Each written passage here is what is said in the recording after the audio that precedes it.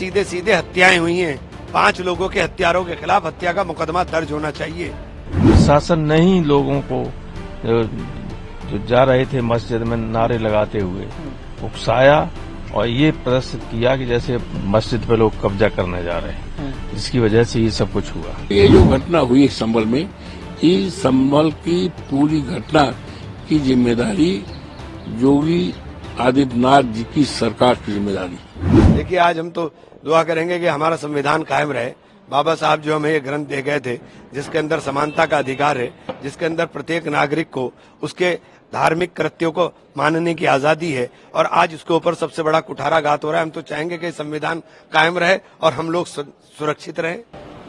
लेकिन सर, ऐसा क्यों हमेशा ये आप सोचते हैं कि संविधान तो संविधान के आधार पर ही आप क्या रहा है, तो क्यों इस तरीके की एक बात मुझे बताए। नहीं, आप मुझे बताइए, हर जगह जाकर के जब 1991 में वर्शिप एक्ट आ गया था, उसके बाद भी हर जगह जाकर के निचली अदालतें लगातार मुकदमे कर रही हैं। एक्ट आने के बावजूद मुकदमे कर रही है। वो एक्ट इसीलिए लाया गया था कि देश के अंदर ये नफरत का माहौल ना पैदा हो। अब आप हर जगह जाकर के कहोगे कि यहाँ की खुदाई करो, यहाँ की खुदाई करो। यहाँ एक दिन में आप रिट दायर करते हो, सुबह को रिट दायर होती है, शाम तक सर्वे का ऑर्डर हो जाता है और 2 घंटे के अंदर सर्वे टीम तैयार हो जाती है। तो हो क्या रहा है भाई? ये हो क्या रहा है? पूरी न्यायिक व्यवस्था के ऊपर सवालिया निशान लग रहा है। सुप्रीम कोर्ट को संज्ञान लेना चाहिए कि देश के अंदर रहने वाले एक बहुत बड़ी आबादी के मन में ये शंका उत्पन्न हो गई कि हमें दबाया जा रहा है। आप कहाँ साइड लाइन लगाना चाहते हो, हमें किस जगह लगाना चाहते हो, ये बता दो कि आप हमें कहाँ लगाना चाहते हो। सर, संभल वाले मामले को लेकर लगातार जांच चल रही है, क्या कहेंगे? संभल में सीधे सीधे हत्याएं हुई हैं। 5 लोगों के हत्यारों के खिलाफ हत्या का मुकदमा दर्ज होना चाहिए।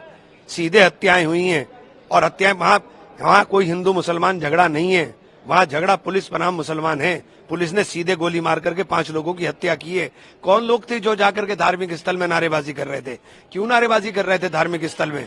जब सर्वे टीम गई थी, सर्वे टीम ने सर्वे किया, शांति के साथ सर्वे पूरा हो गया, और जब सर्वे टीम ने उनका काम नहीं चला तो दोबारा सर्वे टीम गई। दोबारा सर्वे टीम जाती है, साथ में अपने दंगाइयों को लेकर जाती है, उन्हें लेकर जाकर के वहाँ नारेबाजी कराती है। क्यों नारेबाजी हो रही थी भाई? क्यों झगड़ा? और झगड़ा कराया और सीधे गोली चलाई और लोगों को मार दिया। 5 लोग मर गए।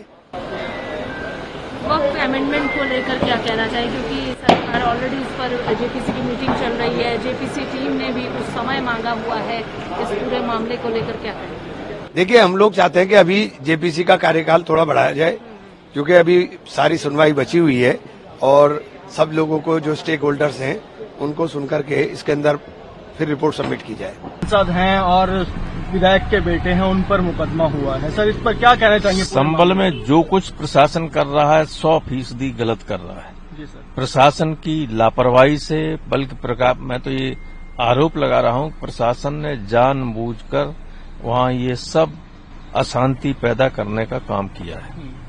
प्रशासन चाहता कुछ भी नहीं हो सकता था।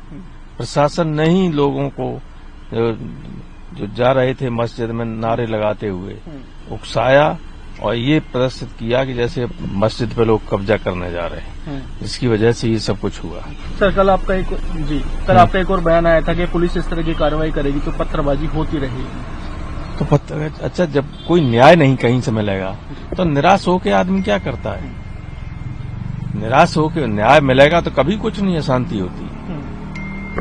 हमेशा शांति न्याय के रास्ते से ही निकलती है, और न्याय जब नहीं मिलता है, निराश हो जाता है आदमी, कहीं से न्याय नहीं मिलता है, तो कुछ न कुछ तो लोग करते ही। फिर सर, आपकी पार्टी की तरफ से, आपके नेताओं की तरफ से क्या शांति के लिए कोई पहल की जाएगी? पहल लगातार अखिलेश अपील कर रहे हैं कि शांति बनाए रखें सब लोग। जी, हम लोगों को भेज भी रहे हैं। प्रशासन जाने देगा तो हमारे तो डेलीगेशन जाएंगे, वहां लोगों से मिलेंगे, जाके समझाएंगे। और जो प्रशासन ने प्रशासन अपनी गलतियां छिपाने के लिए, सच बात तो ये है कि जो मीरापुर और कुनरकी में प्रशासन ने जबरदस्ती वोट डाले थे, वो उसकी चर्चा कहीं न हो, इन्होंने ये व्यवस्था करवा दी कि वो चर्चा बंद हो जाए और ये चले। 5 आदमी मार दिए, गोली दर्जनों लोगों को लगी हुई। तो पुलिस वालों के खिलाफ, किसी खिलाफ कोई FIR नहीं, कोई चीज नहीं, जबरदस्ती लोगों को आतंकित किया जा रहा है। सर, क्या अदानी के मुद्दे पे आज आपकी पार्टी फिर से सरकार को घेरने की कोशिश करेगी? सर, देखिए, हमारी प्राथमिकता संभल, आज तो कुछ होगा नहीं संसद में, आज तो केवल संविधान सदन के में कार्रवाई है जिसमें राष्ट्रपति संबोधन देंगे। कल है तो कल संसद के संबल के मामले को हम छोड़ नहीं सकते, वो हमारा प्रायोरिटी है। ये संबल का घटना बड़ी दुखदाई है, दर्दनाक है, जिसमें 5 बेकसूर लोगों की हत्याएं हुई। आज दुनिया में नहीं है, ये बहुत दुखदायक है, दर्दनाक घटना है। और ये जो घटना हुई संबल में, इस संबल की पूरी घटना की जिम्मेदारी योगी आदित्यनाथ जी की सरकार की जिम्मेदारी, उनकी जिम्मेदारी है। और जहां तक आपने सवाल किया कि हमारे सांसद पे FIR, तो सांसद जी तो थे ही नहीं यहाँ, वो नहीं थे और उनके ऊपर FIR हो गई। तो FIR इसलिए हो गई है, उन पर भी हुई है और जो विधायक का चुनाव लड़े थे उन पर भी हुई। ये हुई है कि ये लोग, ये जो नंगा नाच हुआ है पुलिस के द्वारा, अधिकारियों के द्वारा बेगुनाह लोगों के ऊपर जान ली गई है, इसकी चर्चा न कर पावे, उस चर्चा को दबाने के लिए उनके FIR किया गया है। FIR में तथ्यों के परे बात है। FIR जो दिखाया गया है उस समय तो थे ही नहीं है। हाँ, झूठी बात है, झूठी बात। इससे FIR करने से जो एक जनप्रतिनिधि है, सांसद है, वो कैसे उसकी जबान दब पाएगी, कैसे डर पाएगा? अरे उनके बाबा जो है इतने सीनियर थे, 92 साल तक तो सांसद रहे हैं। उनका एक इतिहास है, परिवार का इतिहास है। एक ऐसे परिवार से पैदा हुए हैं वो, जिनका एक अच्छा खासा इतिहास है और जन समस्याओं के लिए संघर्ष का इतिहास है। तो उनके ऊपर जो FIR है बिल्कुल बेबुनियाद है, उसको होना चाहिए। इसी बात को लेकर माननीय लोकसभा अध्यक्ष, माननीय अध्यक्ष हमारे जो हैं आदरणीय अखिलेश यादव जी के नेतृत्व में हम लोग मिले भी थे।